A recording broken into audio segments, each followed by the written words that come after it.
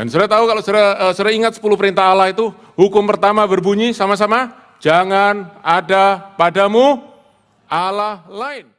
Musa turun bawa 2 loh batu itu, apa yang orang Israel lakukan di bawah?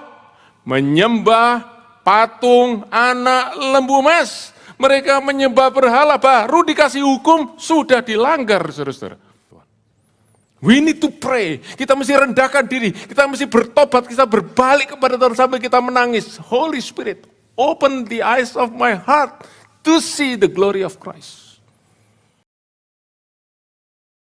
Mari buka tangan kita siap terima berkat firman Tuhan. Bapa dalam surga, kami buka tangan kami sebagai tanda kami buka hati kami. Isi dengan firman-Mu ya Tuhan, supaya hari ini kami semua boleh diberkati dengan roti hidup. Seperti Engkau sendiri berkata, manusia tidak hanya hidup dari roti saja, tapi dari segala firman yang keluar dari mulut Allah, yang ada roh dan hidup. Terima kasih Bapa, biar hari ini kami semua, ketika kami duduk di kaki-Mu mendengar perkataan-Mu, kami mendapatkan bagian yang terbaik yang tidak pernah diambil dari dalam kehidupan kami, yaitu hadirat-Mu dan firman-Mu yang kekal. Dalam nama Tuhan Yesus. Amin. Amin. Puji Tuhan. Silakan duduk, saudara terkasih.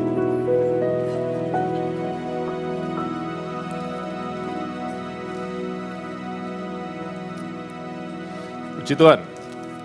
Saudara, hari ini saya ajak untuk kita membuka di dalam surat 2 Korintus pasal yang ketiga. Kita akan membaca dari ayat yang ke-12 sampai dengan yang ke-18. Tapi saya ingin mulai, saudaraku, dengan mulai baca dari ayat yang ke-18. Oke? Hari ini saya ingin sampaikan kepada saudara satu firman Tuhan dengan judul Seeing is Becoming. Kalau saudara datang minggu yang lalu, saudara, kita sudah belajar tentang Seeing is Believing. Ya, waktu murid-murid Tuhan melihat kemuliaan Tuhan, maka mereka menjadi percaya dan mereka diselamatkan. Dan hari ini kita belajar, saudaraku, waktu kita melihat kemuliaan Tuhan, kita bukan hanya menjadi percaya kepada Tuhan, tapi kita mengalami perubahan. Kita menjadi seperti Yesus. Mari kita baca di dalam 2 Korintus pasal 3:18, saya yakin saudara semua sudah pernah dengar firman Tuhan ini, tapi mari kita baca sama-sama sekali lagi. Dan kita semua mencerminkan kemuliaan Tuhan dengan muka yang tidak terselubung. Dan karena kemuliaan itu datangnya dari Tuhan yang adalah roh, maka kita diubah menjadi serupa dengan gambarnya dalam kemuliaan yang semakin besar. Saudara-saudara, ayat firman Tuhan ini sudah terkenal sekali. Saya yakin saudara sering dengar kalimat kita dirubah jadi kemuliaan kepada kemuliaan. Saudaraku, ada lagu yang kita suka nyanyikan ya, dari kemuliaan kepada kemuliaan. Tetapi seringkali kita nggak mengerti sungguh-sungguh apa yang dimaksud dengan ayat firman Tuhan ini. Sebab saudara-saudara ada beberapa kata yang kita nggak bisa langsung mengerti. Kenapa disebut muka yang tidak terselubung? Oke? Kemudian apa yang dimaksud dengan kita diubah menjadi serupa dengan gambarnya? Kita bisa ngerti, tapi apa? Kenapa Paulus bisa bicara seperti ini? Dia tidak tiba-tiba langsung saudaraku bicara seperti ini, tapi dia bicara dari satu pemaparan yang sebelumnya, dan kita semua mesti belajar. Karena itu mari kita baca mulai ayat yang ke-12. Oke? Lihat Alkitab saudara, kita lihat mulai ayat 12. Karena kami mempunyai pengharapan, saudara lihat Alkitab saudara, jangan lihat saya, nggak ada tulisan di sini. Oke, lihat ya sama-sama. Karena kami mempunyai pengharapan yang demikian, maka kami bertindak dengan penuh keberanian. Ayat 13, tidak seperti Musa yang menyelubungi mukanya, supaya mata orang-orang Israel jangan melihat hilangnya cahaya yang sementara itu. Tetapi pikiran mereka telah menjadi tumpul, sebab sampai pada hari ini, selubung itu masih tetap menyelubungi mereka, jika mereka membaca perjanjian lama itu tanpa disingkapkan. Karena hanya Kristus saja yang dapat menyingkapkannya. Bahkan sampai pada hari ini, setiap kali mereka membaca kitab Musa, ada selubung yang menutupi hati mereka. Tetapi apabila hati seorang berbalik kepada Tuhan, maka selubung itu diambil daripadanya. Sebab Tuhan adalah roh, dan di mana ada roh Allah, di situ ada kemerdekaan. Nah, saudara-saudara, kalau saudara membaca ayat-ayat tadi, saudara ketemu, saudaraku, beberapa kali ada kata selubung, bahasa Inggrisnya veil, oke? Suatu yang menutupi.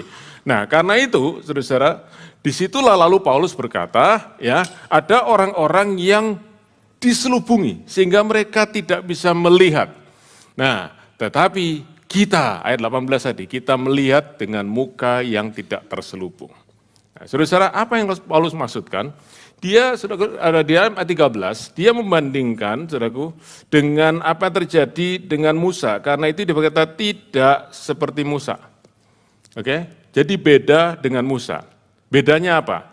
Musa itu menutupi mukanya, menyelubungi mukanya, oke? Jadi taruh selubung di mukanya, supaya orang Israel tidak melihat sesuatu yang diselubungi, oke? Ditutupi sehingga tidak kelihatan. Nah, apa yang nggak kelihatan itu naik sedikit di ayat yang ke-7, yaitu, coba kita baca ya, kalimat yang kedua mulai. Oke, jadi tidak mulai awal. Sebab sekalipun pudar juga, cahaya muka Musa begitu cemerlang, sehingga mata orang Israel tidak tahan menatapnya. Jadi, saudara-saudara, ada sesuatu yang luar biasa di wajah Musa, yaitu glory, ada kemuliaan.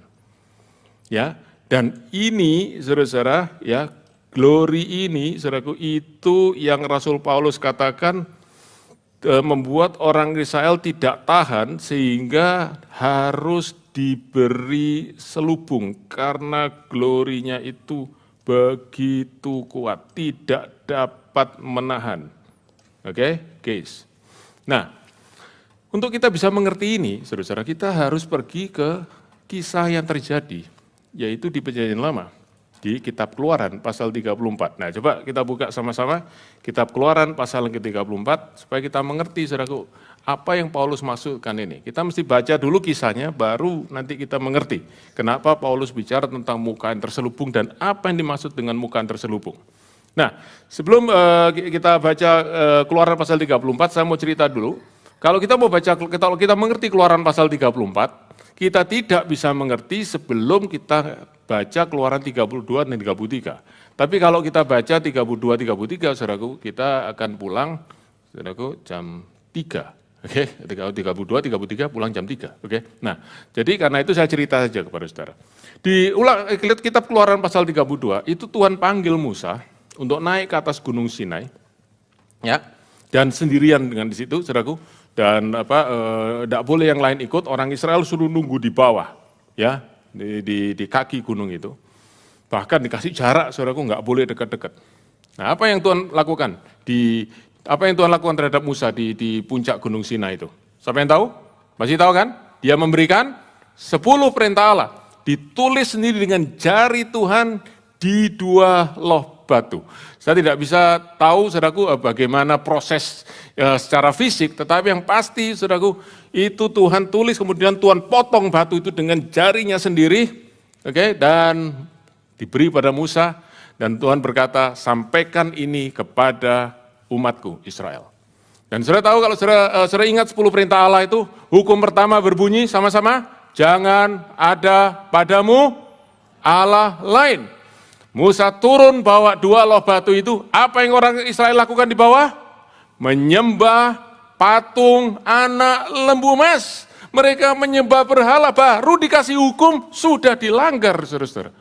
Musa begitu marah dan dia lempar 2 loh batu itu, saudaraku, ke patung anak lembu emas itu, hancur, saudaraku, suruh hancurkan lagi, suruh giling sampai jadi debu, lalu suruh campur dengan air, suruh minum itu orang-orang itu. Ya, air campur debu itu, ya.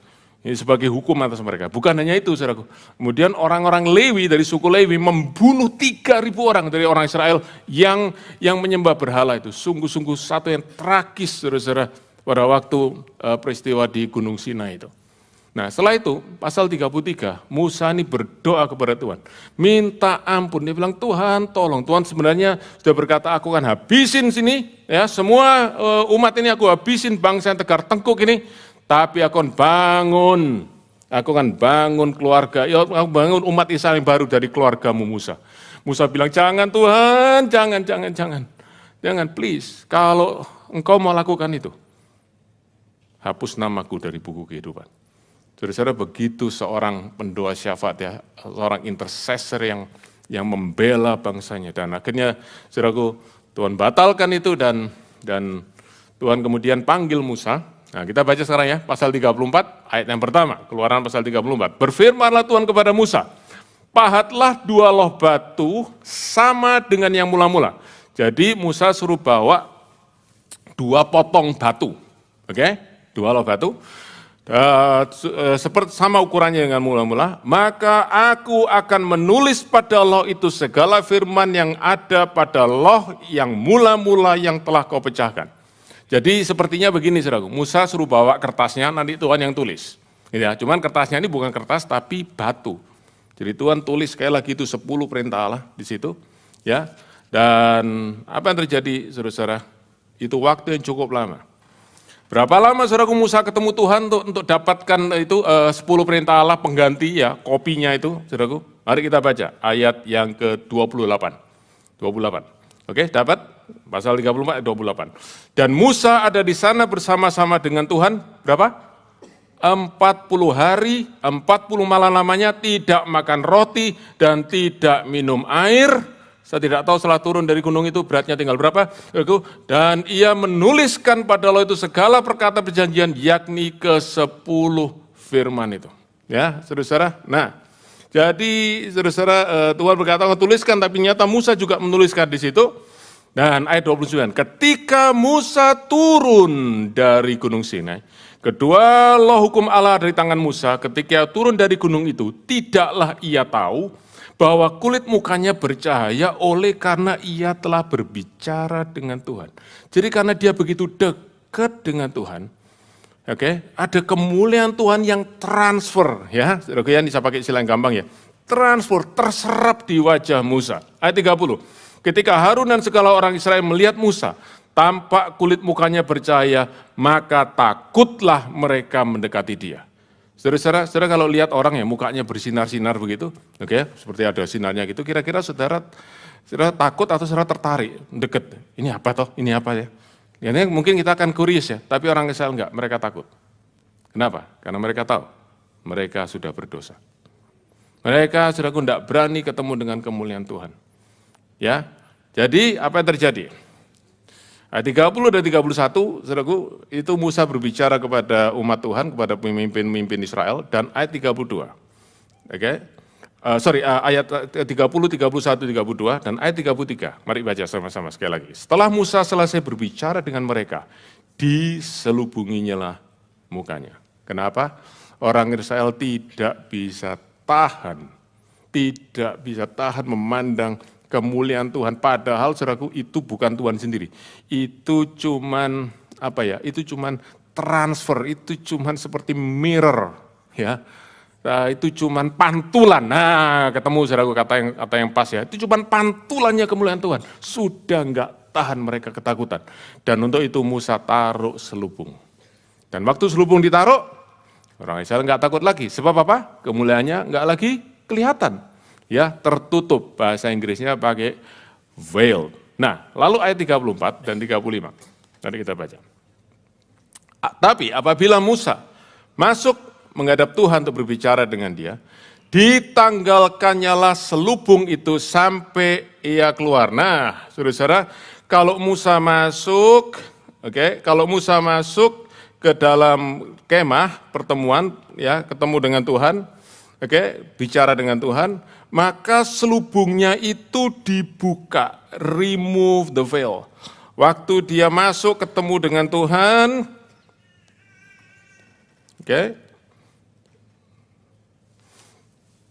velnya dibuka. Terus sampai ia keluar dan dikatakan kepada orang Israel apa yang diperintahkan kepadanya, apa yang Tuhan ngomong kepada Musa. Lalu apabila orang Israel melihat muka Musa, maka kulit muka Musa bercahaya, maka Musa menyelubungi kembali. Jadi, saudaraku, ayat 34-35 ini sederhana, tapi prinsipnya ada satu kebenaran yang penting sekali. Saudara mesti perhatikan sungguh-sungguh. Waktu Musa ketemu Tuhan, dia tidak pakai selubung. Oke? Dia ketemu dengan Tuhan, dan karena waktu dia ketemu dengan Tuhan, tidak ada selubung. Dia ketemu dengan kemuliaan Tuhan, apa yang terjadi? Kemuliaan Tuhan itu transfer ke dia. Tapi waktu dia keluar, ngomong sama orang, dia harus pakai selubung. Jadi apa kesimpulannya, saudaraku? Hanya Musa yang pernah melihat kemuliaan Tuhan. Orang Israel tidak pernah. Karena mereka selalu melihat selubung, tidak pernah lihat kemuliaan Tuhan. Tidak berani, mereka takut. Oke ya, gitu ya saudaraku, itu ceritanya. Nah, cerita ini kemudian diambil oleh Rasul Paulus sebagai ilustrasi. Dan ini yang saya ingin kita lihat sama-sama, saudara-saudara. Tentang selubung ini. Sekali lagi, untuk apa selubung itu? Untuk menutup kemuliaan Tuhan. Jadi karena ada selubung itu, orang tidak bisa melihat kemuliaan Tuhan. Nah, kita kembali sekarang ke 2 Korintus pasal ketiga. Buka Alkitab saudara kembali, 2 Korintus pasal 3. Kita sekarang baca ayat yang ke-14. Tetapi pikiran mereka telah menjadi tumpul, sebab sampai pada hari ini, selubung itu masih tetap menyelubungi mereka. Nah, di sini Paulus ngerubah sedikit, saudaraku, maknanya tetap sama, tapi skenario-nya dirubah sedikit. Kalau tadi kan mukanya Musa yang diselubungi sehingga orang Israel tidak melihat cahaya kemuliaan Tuhan, tapi sekarang, saudaraku, orang Israel yang terselubung, matanya terselubung, pikirannya terselubung, saudaraku, sehingga mereka tidak bisa melihat kemuliaan Tuhan. Mari kita baca, mari baca pelan-pelan, oke?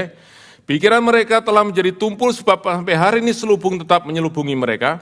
Jika mereka membaca perjanjian lama tanpa disingkapkan. Waktu mereka baca perjanjian lama, selubungnya itu tetap ada, sehingga mereka tidak bisa mengerti apa sih sebenarnya isi perjanjian lama. Nah, ayat 15, sampai hari ini, to this days, kapan saja kitab Musa itu dibaca, oke? Moses ini bukan pribadi Musa, tapi kitab Musa itu dibaca. Selubung itu tetap ada dalam hati mereka. Paulus saudaraku berkata begini, ada 2 yang menghalangi. 1, pikiran mereka, oke? Pikiran mereka, dan yang kedua, hati mereka. Mereka tidak bisa melihat. Apa yang mereka tidak bisa melihat, sama seperti orang Israel tidak bisa melihat kemuliaan Allah yang dibalik selubung. Demikian juga waktu mereka membaca kitab Musa, baca kitab perjanjian lama, orang Israel tidak bisa melihat sesuatu di balik selubung itu. Apa itu? Kemuliaan Tuhan. Pertanyaannya, saudaraku, kemuliaan Tuhan yang mana? Kemuliaan Tuhan yang mana, saudaraku, yang dimaksud sehingga tidak bisa dilihat? Kita mesti sungguh-sungguh ngerti ini, saudaraku. Karena kalau saudara pernah baca perjanjian lama, berapa banyak saudara pernah baca kisah Laut Merah terbelah? Tolong angkat tangan, pernah ya? Saudara-saudara, apa itu kita baca di situ? Kemuliaan Tuhan. Luar biasa Tuhan, bisa saudara membelah Laut Merah. Berapa banyak saudara pernah baca kisah mana yang turun dari langit dari hari pertama sampai hari ke-6, kecuali hari ke-7 enggak turun, karena itu hari Sabat. Pernah? Saudara lihat, apa itu? Kemuliaan Tuhan. Jadi, saudaraku, itu kemuliaan Tuhan di situ. Tapi Paulus maksudkan bukan itu. Sebab kalau itu, orang juga tahu, wah ini kemuliaan Tuhan. Tapi Paulus berkata, nah, bukan kemuliaan itu yang kumaksudkan. Oke? Kemuliaan apa, saudaraku, yang dimaksud oleh Rasul Paulus, yang orang tidak bisa melihat waktu baca perjanjian lama, kalau itu tidak disingkapkan. Bukan kemuliaan Tuhan yang spektakuler dengan mujizat-mujizat yang luar biasa, itu bukan. Tapi apa yang ada di balik mujizat itu? Saudara ingat minggu yang lalu, saya sampaikan kepada saudara, orang bisa melihat mujizat Tuhan Yesus dan berkata, saya ingin ngalami mujizat itu. Tapi ada orang yang melihat mujizat itu lalu berkata, dia Tuhan, aku mau percaya kepada dia. Demikian juga, saudaraku, di dalam perjanjian lama, Rasul Paulus berkata, orang tidak akan bisa mengerti apa sih kemuliaan apa yang ada di dalam perjanjian lama selama mereka tetap terselubung. Nah, kemuliaan apa itu? Mari kita baca di 2 Korintus pasal 4, okay?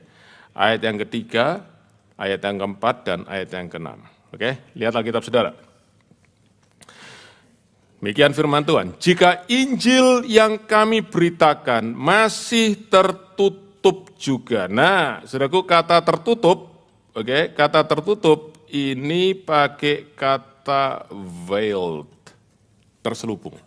Jadi harusnya kata-katanya adalah jika Injil kami beritakan masih terselubung juga, maka ia terselubung untuk mereka yang binasa. Jadi saudara perhatikan ya, betapa seriusnya saudaraku, kalau orang tidak bisa melihat kemuliaan di dalam Injil. Nah, coba saudara lihat sekarang berikutnya, kalimat berikutnya, yaitu orang-orang yang tidak percaya yang pikirannya telah dibutakan oleh zaman ini. Kalimat berikutnya, baca, penting ini. Sehingga mereka tidak melihat cahaya Injil tentang kemuliaan Kristus. Mereka tidak bisa melihat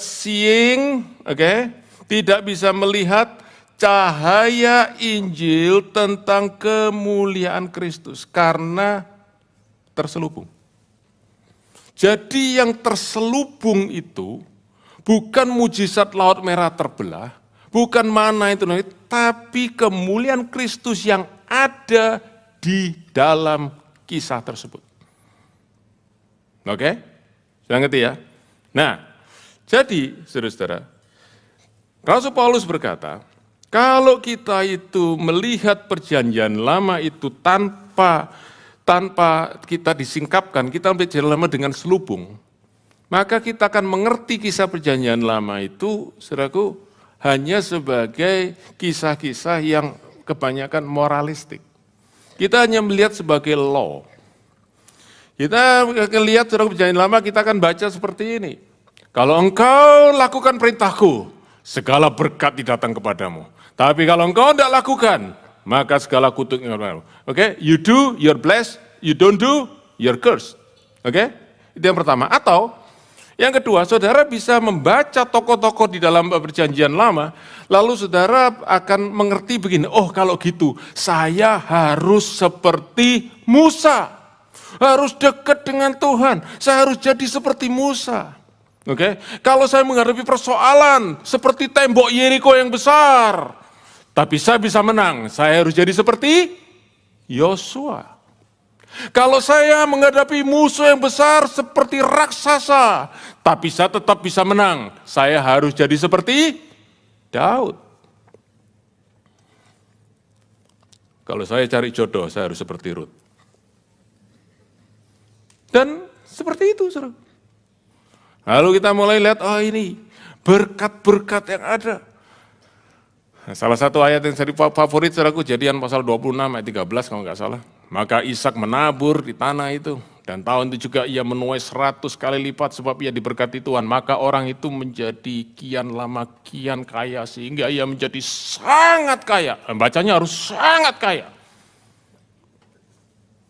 Lalu kita pingin, gitu saya bisa jadi orang kaya. Saudara-saudara, perhatikan ya. Itu cara kalau kita membaca perjanjian lama dengan terselubung. Karena kita tidak melihat bahwa sebenarnya perjanjian lama itu adalah kemuliaan Kristus. Kenapa? Kembali saudaraku lihat ayat yang ke-14. 2 Korintus 3:14. Lihat ya. Jika mereka membaca perjanjian lama itu tanpa disingkapkan, kalimat berikutnya, ayo baca sama-sama. Sebab karena hanya Kristus saja yang dapat menyingkapkannya. Only through Christ is it taken away. It-nya itu apa? Selubungnya itu. Jadi hanya kalau kita bisa lihat Kristus dan hanya di dalam Kristus, selubungnya itu diangkat. Dengan kata lain, kalau selubung itu diangkat, kita bisa melihat Kristus di dalam kisah-kisah perjanjian lama. Kita tidak lagi, saudaraku, melihat kisah perjanjian lama sebagai kalau engkau sungguh-sungguh engkau diberkati, more than that. Kita melihat kemuliaan Kristus. Dan perhatikan, saudaraku, kenapa penting sekali kita bisa melihat kemuliaan Kristus? Sebab 2 Korintus pasal 4 ayat 3. Kalau kita melihat firman Tuhan dan kita tetap terselubung, lihat, siapa itu? Orang-orang yang binasa. Dengan kata lain, melihat Kristus, sungguh-sungguh mengenal Kristus, itu adalah hal yang membawa keselamatan, tidak binasa. Oke? Nah, apa yang Paulus katakan bahwa perjanjian lama itu adalah tentang Kristus, dan kita perlu mendapatkan penyingkapan tentang Kristus di dalam perjanjian lama, itu yang Tuhan Yesus sendiri lakukan.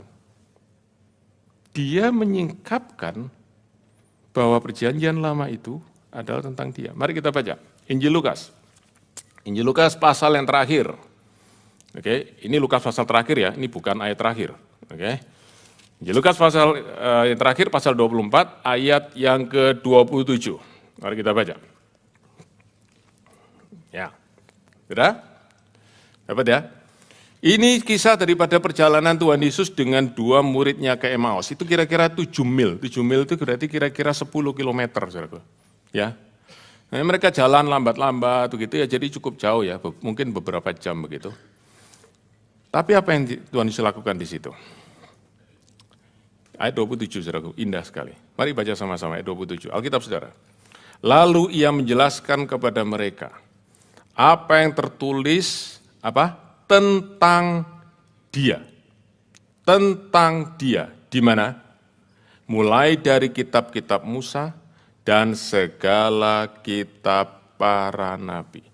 Apa yang tertulis tentang dia? Concerning himself. Di dalam kitab Musa dan kitab para nabi yang semuanya ada di dalam firman Tuhan. This scripture, this Bible is about Jesus.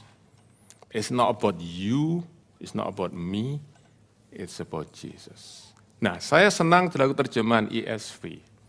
Karena kalau saudara terjemahan lain saya lupa, saudaraku, NIV pakai apa? Mungkin explain, mungkin told them, oke. Tapi ESV pakai kata interpret. Dia menjelaskan kepada mereka bahwa isi dari kitab Musa, kitab para nabi, itu adalah tentang Yesus. Kalau kita melihat cerita tentang Daud, kita melihat tentang Samuel, kita lihat cerita tentang Gideon, cerita tentang Yosua, tentang Musa. Kalau kita sungguh-sungguh mengerti makna dari kisah itu, kita pasti melihat Yesus di situ. Dan itulah yang akan membawa saudaraku kehidupan kita berubah. Itu yang membawa saudaraku kehidupan kita mengalami namanya kemuliaan Kristus. Nanti bagian akhir saya akan sampaikan pada saudara. Nah, mari baca sekali lagi. Ayat 44, Injil Lukas pasal 24, ayat 44 dan 45. Lalu ia berkata kepada mereka, inilah perkataanku yang telah kukatakan kepadamu ketika aku masih bersama-sama dengan kamu. Yakni bahwa harus digenapi semua yang ada tertulis tentang aku. Oke, bahasa Inggrisnya everything written about me. Oke, semua tertulis tentang aku. Di mana, saudaraku? Di dalam kitab Musa, di dalam kitab nabi-nabi dan kitab Mazmur. Semuanya itu about me dan itu akan digenapi. Jadi, saudara tahu? Kitab Musa, kitab nabi-nabi, kitab Mazmur, semuanya tentang Tuhan Yesus. Kalau saudara sudah mengerti ini, maka cara kita membaca Alkitab akan berubah. Cara kita, saudara, melihat Alkitab akan berubah. kita akan melihat wajah Tuhan Yesus. Bukan wajah Tuhan Yesus di poster, tapi kita melihat kemuliaan pribadi Tuhan ada di situ.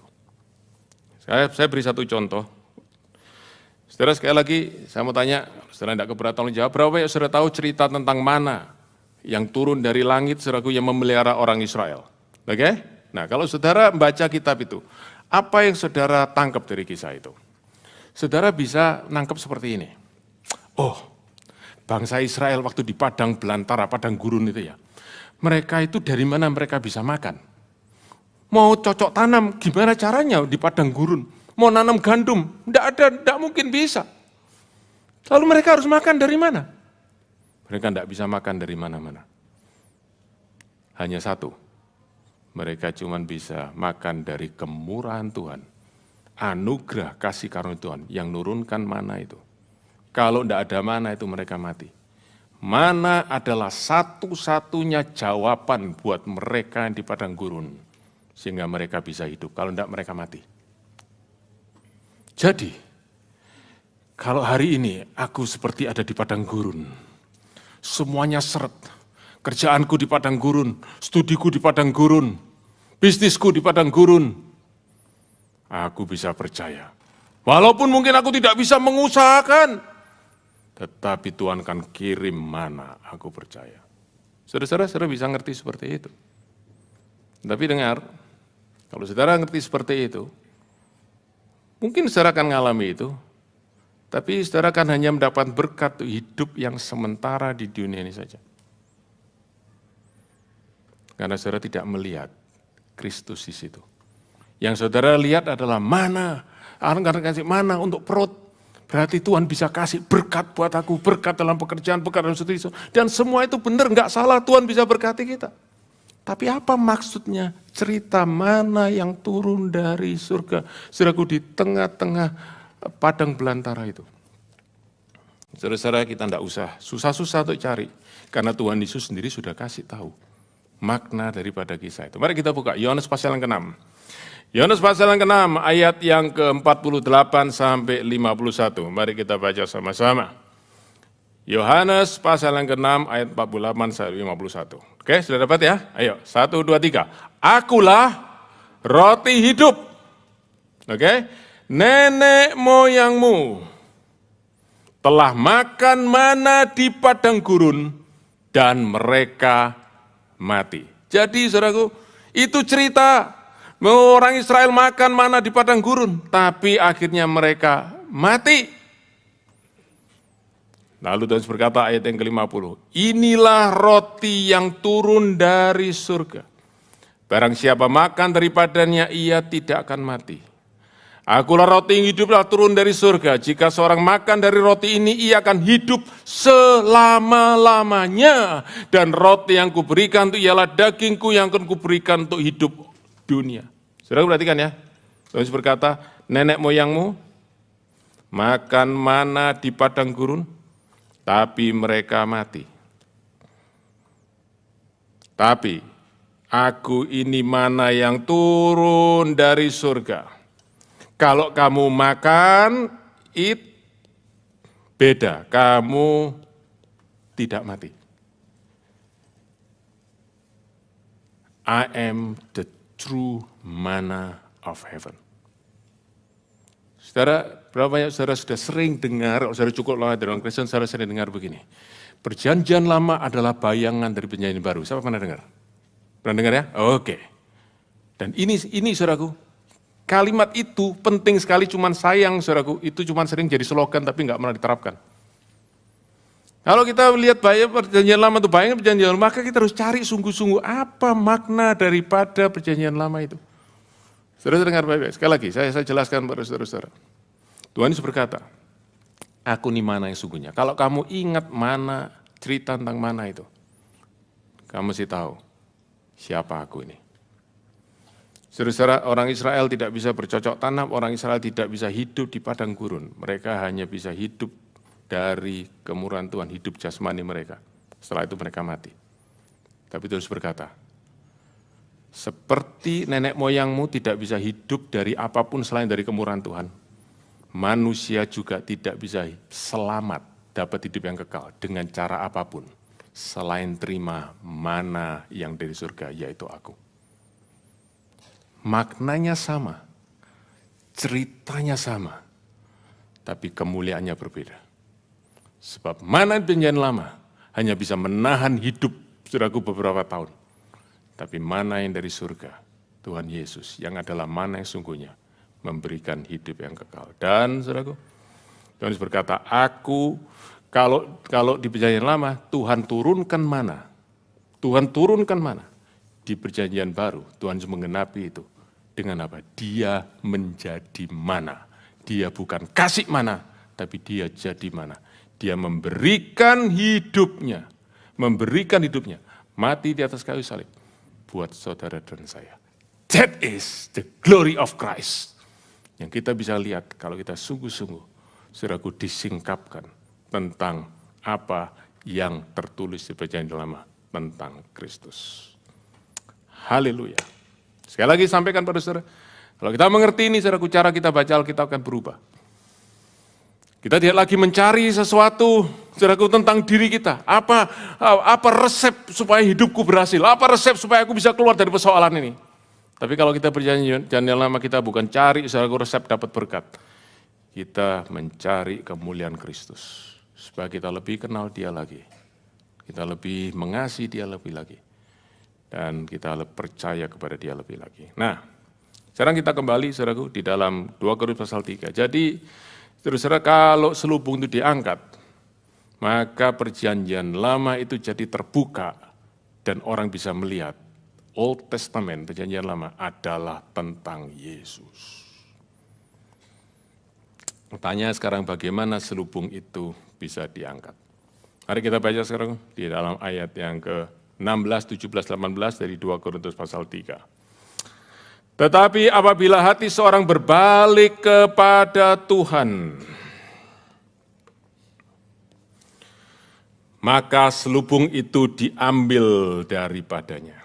Sebab Tuhan adalah roh, dan di mana ada roh Allah, di situ ada kemerdekaan. Lihat ya, waktu hati seorang berbalik kepada Tuhan, oke, maka selubungnya diangkat.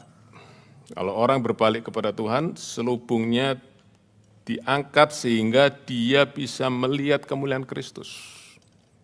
Oke?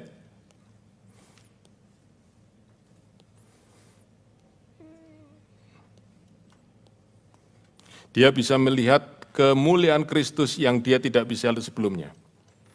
Dan, saudara, dari mana dia bisa melihat Kristus? Sebab ada roh Allah yang memberi kemerdekaan. Ada roh kudus yang memberi kemerdekaan. Kemerdekaan ini apa? Seringkali, saudaraku, kalau kita baca ayat di 2 Korintus 3:17 ini, kita itu berpikir begini, oh, roh kudus. Kalau ada roh kudus dengan kemerdekaan. Jadi saudaraku, apapun roh yang mengikat saudara saat ini, kalau saudara terima roh kudus, maka roh-roh lain itu akan pergi. Itu bicara soal kelepasan. Saudaraku, tidak salah. Sebab Tuhan Yesus pernah mengusir roh jahat kalau saya baca di Injil Matius pasal 12. Okay?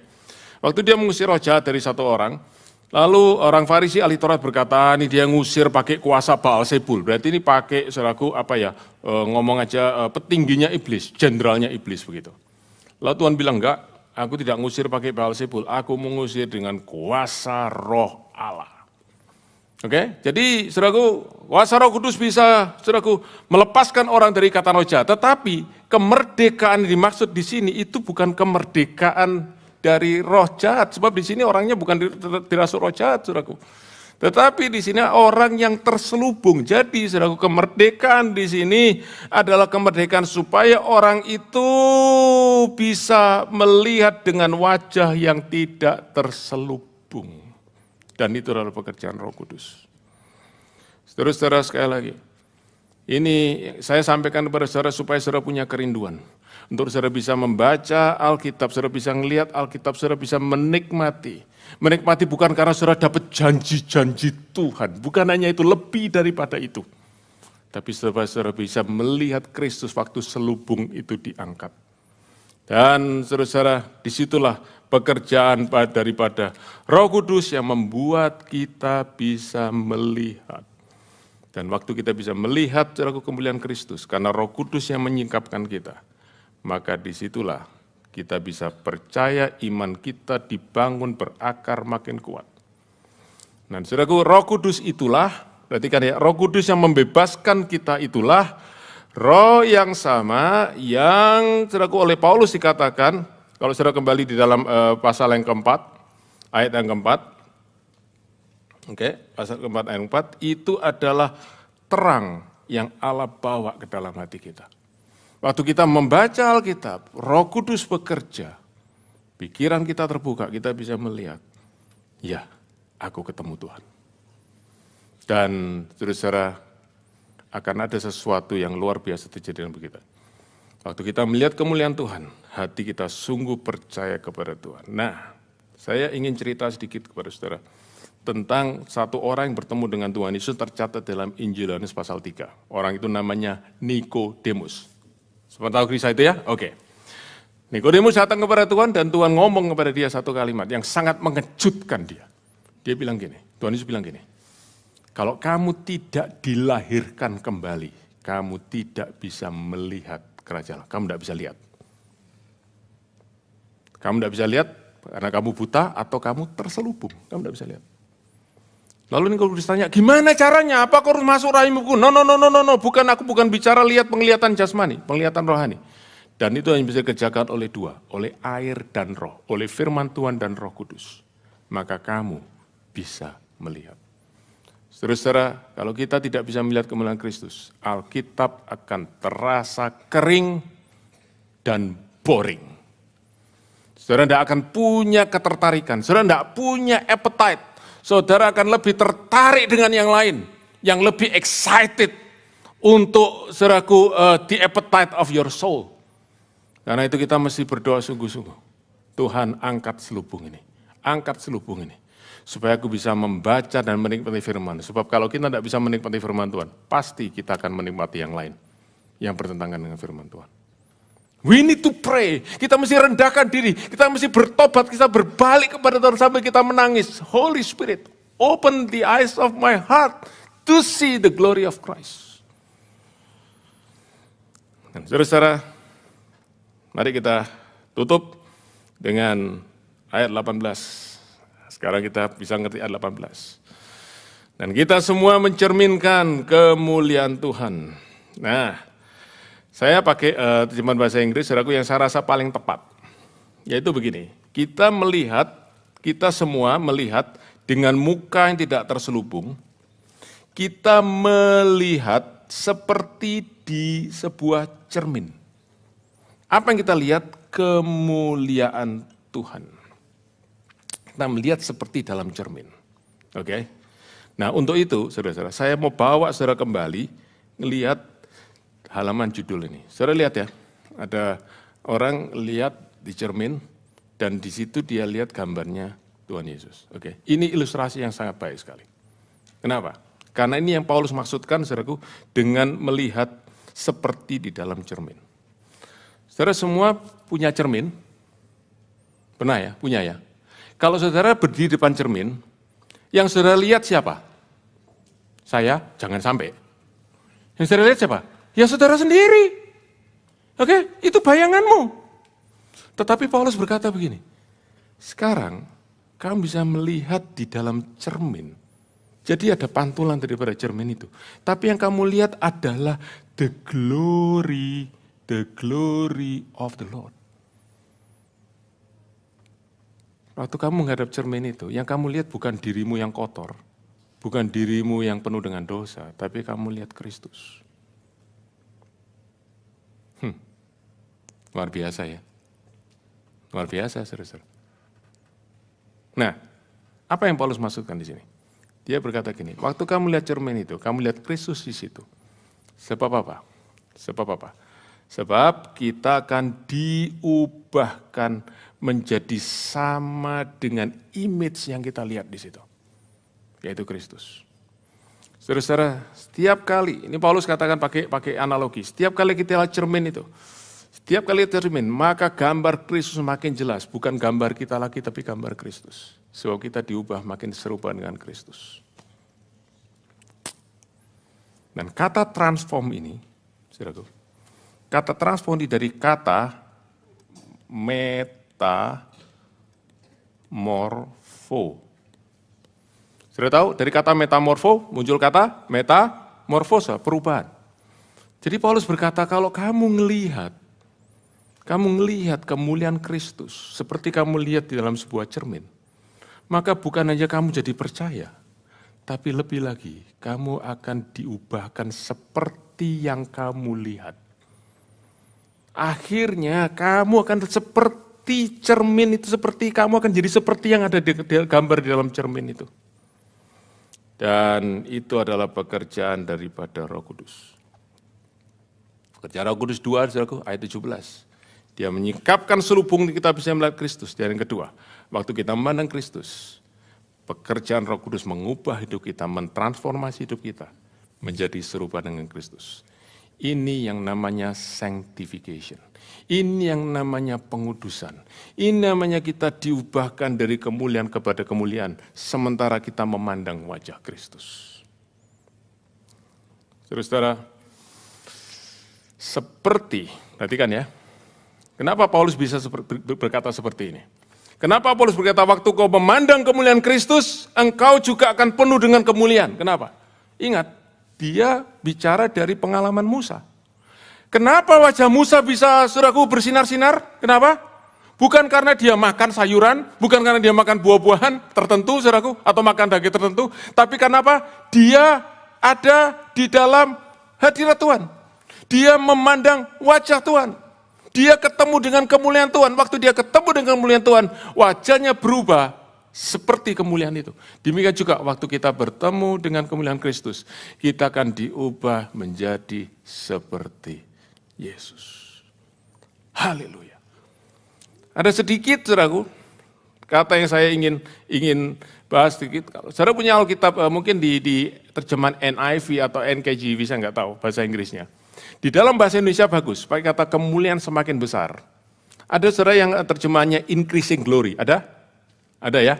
Oke, nah ada increasing glory. Nah, saudaraku, itu terjemahan yang benar. Bukan hanya glory to glory, tapi glory to a greater glory, a greater glory. Artinya apa, saudaraku? Semakin serupa dengan Kristus. Dan itulah rencana keselamatan Allah buat saudara dan saya. Ya, di dalam Roma pasal 8 ayat 29, oke, semua orang yang dipilihnya, ditentukannya dari semula menjadi serupa dengan gambaran anaknya, Yesus. Itu rencana keselamatan Allah. Nah, tetapi saudaraku, kata increasing glory juga punya makna yang indah. Sebab apa?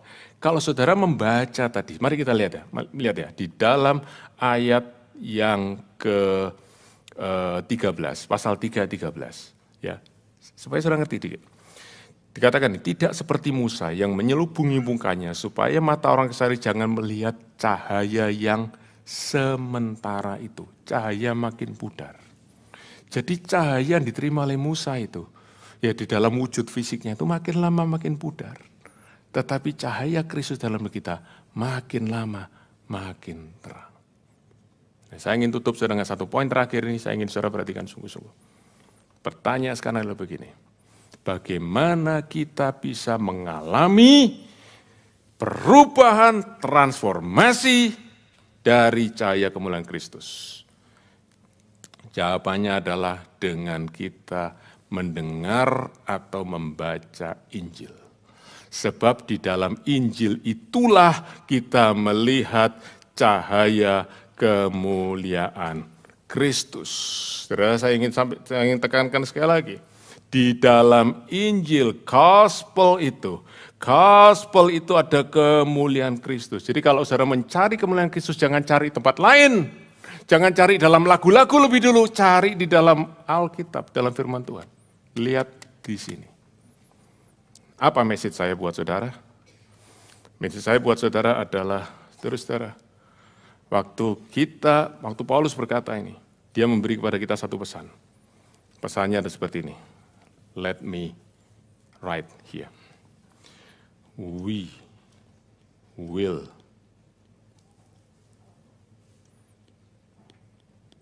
become what we behold.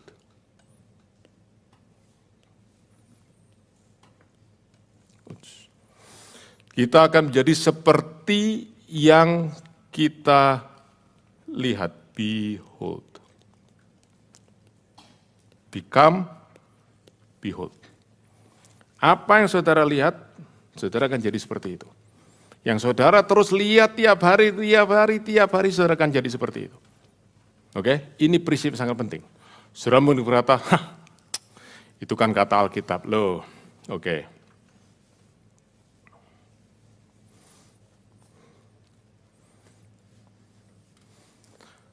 Satu orang baru keluar bukunya tahun lalu. Saudara sering dengar istilah ini ya, you are what you eat. Sekarang dia berkata, you are what you watch. Kamu ngelihat apa, kamu akan jadi seperti itu.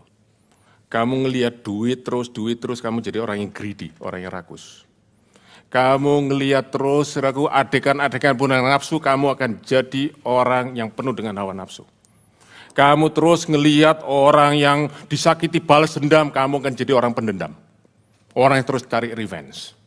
Kamu lihat terus orang-orang yang penuh dengan trik, tipu muslihat, kamu akan jadi penipu. Dengar baik-baik. It's very serious. Penulis ini di back covernya ya, di sampul belakangnya. Dia berkata, satu kalimat yang penting sekali. Dia berkata gini, rata-rata orang Amerika menghabiskan waktunya 1/5 dari waktunya untuk nonton movie dan TV. Ya, tambah lagi YouTube, tambah lagi Netflix dan lain sebagainya. Baca buku, dengar musik. Oke? Berapa banyak saudara umur 25? Ada yang umur 25? Oke. 5 tahun kamu habiskan untuk nonton TV dan lain-lain. Oke? Nah, consuming media, in other words, kita tuh consume.